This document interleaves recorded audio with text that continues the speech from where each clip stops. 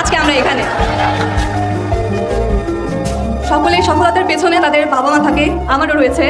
একটি ছোট্ট স্মৃতি শেয়ার করি, সেটা হচ্ছে উচ্চ মাধ্যমিক পরীক্ষার অর্থনীতি পরীক্ষার দিনে আমার আম্মুর জ্বর ছিল 102 এবং তিনি সকালে 3 বার বমি করেছিলেন, কিন্তু তারপরে অর্থনীতি পরীক্ষাতে আমার সাথে তিনি গিয়েছিলেন, কেননা অর্থনীতিতে আমার ভীতি ছিল।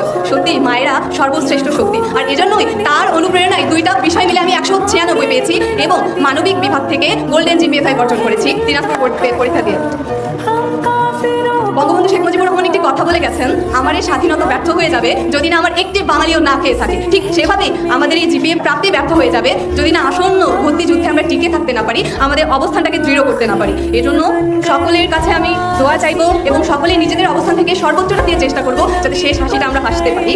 এবং আমাদের যে পিতামাতা রয়েছে পিছনে, তাদের যে কষ্ট, তাদের যে আশা আকাঙ্ক্ষা, এবং গর্ব করে প্রতিবেশীকে বলা, এই যে এটা বলেছিলি আমার মেয়ে ভাঙা চাল কি উঠাই দিবে, দেখ আজকে সত্যি আমার ভাঙা চাল আমার মেয়ে উঠাই দিছে।